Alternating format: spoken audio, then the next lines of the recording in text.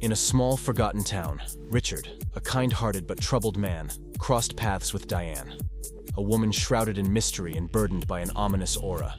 The town was plagued by unexplained disappearances and unsettling rumors, creating an atmosphere of dread that clung to the cobblestone streets like a dense fog. One chilling autumn evening, Richard noticed Diane wandering aimlessly, her eyes hollow, her steps uncertain. Sensing her distress, he approached her, offering help. Diane, with a voice as cold as the wind, whispered about a dark force that pursued her relentlessly. She spoke of shadows that whispered her name and unseen hands that gripped her in the night. Richard, driven by a desire to protect, invited Diane to his home, a quaint cottage at the town's edge, shadowed by ancient, gnarled trees. That night, as the moon cast a pallid light through the windows, the true horror unfolded. Diane's demeanor shifted, her eyes darkened, her skin grew pale, and her voice turned into a sinister echo of its former self. The house creaked and groaned as if alive, the walls pulsating with a malevolent energy. Richard, paralyzed by fear, watched in horror as Diane transformed before his eyes, her body contorting in unnatural ways, her face a grotesque mask of terror. She spoke of a curse that bound her to an otherworldly entity, a creature born from the darkest corners of human fear.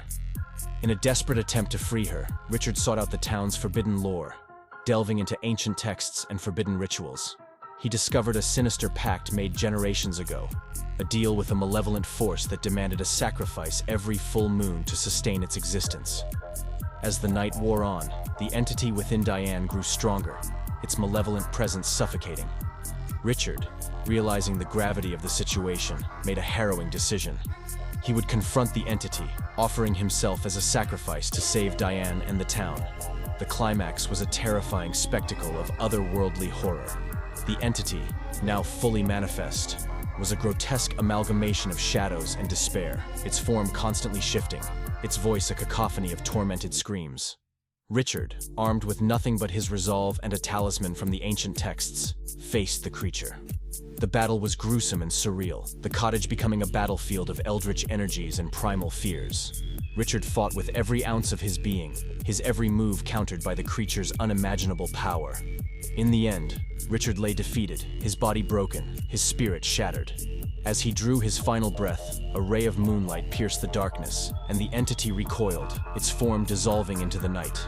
Diane, released from the curse, cradled Richard's lifeless body, tears streaming down her face. The town awoke the next morning, oblivious to the horrors of the night. Diane, forever changed, disappeared into the mists of dawn, leaving behind a tale of sacrifice, a reminder of the thin veil between our world and the unimaginable horrors that lurk just beyond.